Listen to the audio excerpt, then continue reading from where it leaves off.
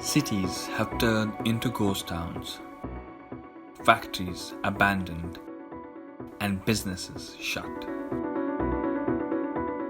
COVID-19 has battered the global economy, and some are warning the fallout could be worse than the 2008 global financial crisis, or even the Great Depression. For countries like Pakistan, already billions of dollars in debt, the impact will be even greater. Because of the effects of the economic slowdown, my worry is poverty and hunger. That worries me much more right now. For that, I think, the world community has to think of some sort of a debt write-off for countries like us, which are very vulnerable. At least that will help us in coping with it.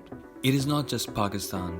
Finance ministers from several African nations have called for the suspension of debt interest payments. Even the WHO's Director General, Tedros Adhanom Ghebreyesus, called for debt relief.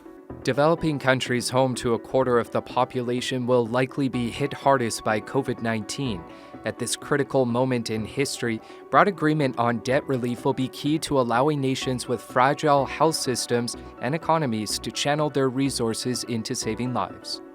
It is a call echoed by a group of 150 civil society organizations which are calling for developing countries' debt repayments to be dropped this year.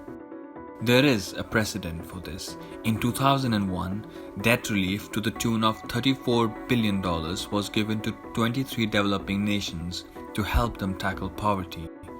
In 1953, 20 major powers wrote off most of Germany's debt and restructured the rest to be paid in installments at a lower interest rate. But to reach an agreement on debt relief will be difficult. On Wednesday, EU finance ministers failed to agree on a rescue package for the worst-hit economies in Europe. But by freeing up funds for poor countries to deal with the COVID-19 pandemic now, they might be more able to contribute to rebuilding the world's economy later.